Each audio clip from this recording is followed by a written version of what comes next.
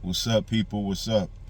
So, I want to do another little quick video. This is like partially about just JWs and partially just about that time in the dating scene when I was younger.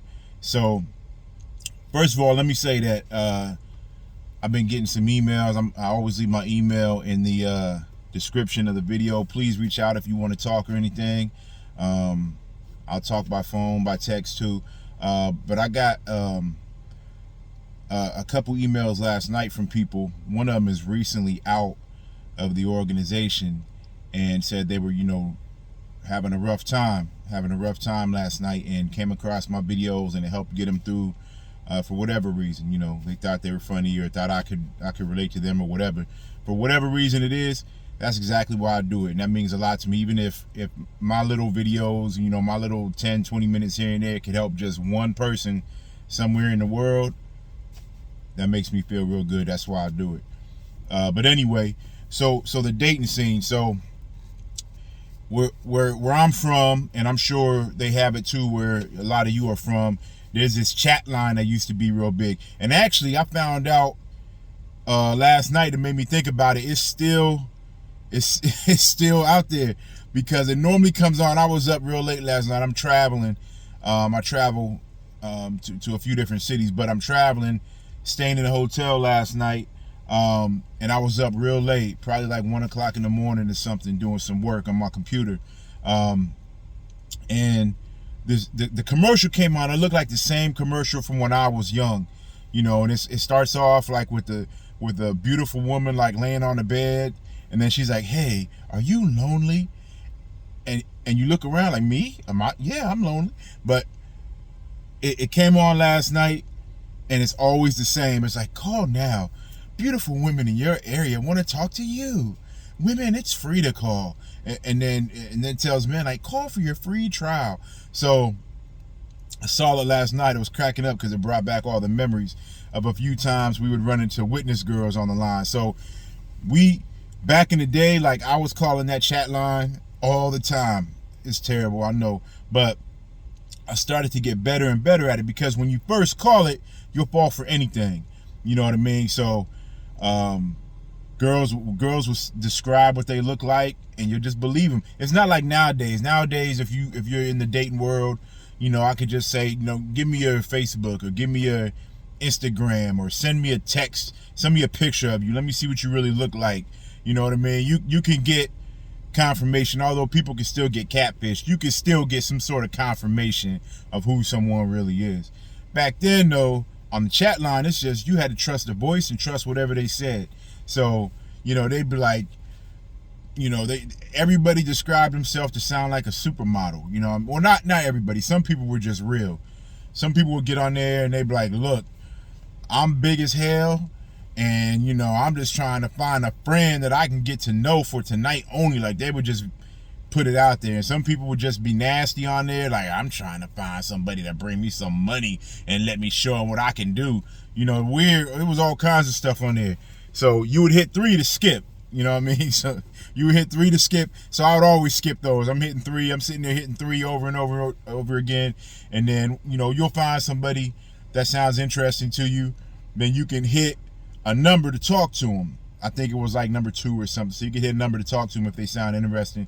You got to be quick though, because you only get trial. Well, I refuse to pay for the line. So back in the day, what we used to do, anytime you call from a phone number, like every 6 months, they would give you 60 minutes of free time for men. It was always free for women to call. So they give you 60 minutes of free time to give you a code to write down. So we would use that 60 minutes up, and then we would go. Back then, they had like pay phones you could use, or we go to a friend's house, say, "Hey, can I borrow your phone? I just gotta make one quick call, check my bank account," or say something. Call, get the code, write the code down, put it in your pocket, and leave. And so we'd end up having hours of free time, that we could just keep using on the line, because we would go to, use phones who hadn't done it. Once in a while, you go to somebody's house, like they're married or something, and you go to hit the code and it says, "I'm sorry, this number's already been used." So you're looking at them like, "Man, which one of y'all calling the chat line?" But whatever. But we used to go get the free minutes. So you're trying to be quick on the line, and keep hitting 3 to find somebody you're interested in, so because you don't want your 60 minutes to run out. You can hit another number to leave them a message like, hey, I heard your voice message, what's going on, here's who I am. You don't want to just give your phone number out to everybody because it could turn left real quick. So anyway, long story short, we used to call through every weekend. Me and my friends would call through, try to see who we could talk to on the chat line. Sometimes out of boredom, if we had something to get into, we wouldn't do it, but out of boredom, just calling through the chat line. It was like today's, I don't know what the current popular dating app is, but it was like that back then, you know what I mean? So we would run across some people that were like, before I say this, I don't want to offend anybody. Like if you're an amputee or you were born without a limb, that's fine. I'm not saying this to offend anybody. I'm just saying we would meet people with missing a limb, and all I know is that if you're missing a limb, that's probably something you should say as you're describing yourself. If you know somebody's about to come meet you, you might just want to throw out there, yeah, I only got one arm. You know what I mean? Just let them know, because they wouldn't tell us this. We would pull up, and we had a whole routine to it. We would pull up, and then we tried to get them to come outside, and we didn't want to go knock on the door. We wanted them to come outside so that we could do the pull-off routine. If we look, it'd usually be at least me and one other friend, it'd be 2 of us. And we would try to find girls who always said, hey, I'm sitting here with my friends. So it was 2 and 2 or more than that. So we would look, and if they was real, if we didn't feel like we wanted to hang out with them because of how they look, we would just pull off. We did the pull-off routine. It got a little bit awkward sometimes if you didn't realize you were in a cul-de-sac. Some cul-de-sacs are kind of long, and so you pull up to the address, and you look, and they come to the steps, and they start walking down, and you pull off, and then you realize you got to turn around and drive right back past the house, and they coming down, blocking the street, and mad at you. It got a little bit awkward a couple times, but anyway, that would be our routine. So I was getting better and better at it, because growing up, I like comic books. So in the comic books, there was Doomsday. They also did him in the movies. They did a bad job of it, though. But Doomsday kept being born over and over again, and he was being killed by monsters on this planet. But the DNA remembered, so they would take the remains of who was killed. They would start him over again, and next time he went out, he was stronger and stronger and stronger. So because they kept rebuilding him because of all the failures he had out in this planet they were on, eventually he started killing the monsters who were killing him, and he was just powerful, and he knew everything that was coming just inside of his DNA. So I only explain that weird example to say I started getting better and better. I was the Doomsday of the chat line. So I started to know what was up, and they would describe themselves, and I was like, ha, how many limbs you got? And then sometimes it's like, bye, and I know they only got 3, so, and other times, if they say, I'm thick, that used to be a thing. A lot of people used to say, I'm thick.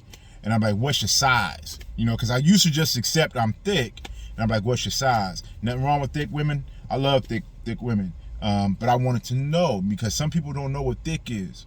Some people have different interpretations of what it is.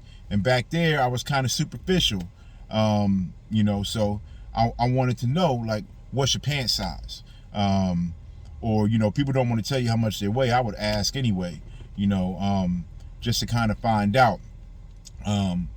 But I started getting better and better, so I would try to cut off all the nonsense, because we used to waste a whole lot of gas just driving all around the city, going to meet these people and having to pull off on them. Or sometimes where it'd be really messed up is if it was 2 of us, and then one of the people was really, really, really attractive, and the other one was really, really, really not attractive. So we had to take turns doing the sacrifice thing, man. Like one of us gonna have to chill with the not great looking one. So it is what it is. Sometimes we had to do that, and we would just try to make the night go by, make the time go by, just try to get to know people. It was a terrible way to date because you waste so much time. But I was a witness doing this, and I shouldn't have been, but I was. But a couple times, like one time in particular, we met these girls on there, and they sounded good. They sounded like You know, they're like, we're not doing nothing sexual with nobody. We just, want to put that out there right now. We just want to get to know people and blah, blah, blah. So we're like, cool. Let's see what they're up to. Get their information, get an address. We roll up. Me and my homeboy, he was a witness too. We roll up. They start coming down. All we see at first, it was dark. All we see at first was like the little silhouette of the frame or whatever, the body. We're like, oh, okay, this might be a good one. They getting closer and closer. And I'm like, hold up. And he's like, hold up. And then they get close enough to see us, and they're like, hold up. And man, they was witnesses too. They was from our same Kingdom Hall, but the other congregation. And we looked at each other like, man, what you doing on the chat line? And they're like, what are you doing on the chat line? So we laughed for a minute, and then, we chilled with them for a minute outside there, but we had to leave because that wasn't going nowhere.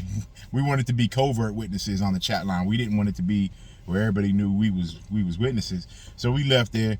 Another time, I happened to be solo this time, so I was calling the chat line, found somebody to go talk to, and I went over there. We didn't like to go solo because you never know if, like, some people used to try to use that as a setup to, like, rob people or whatever.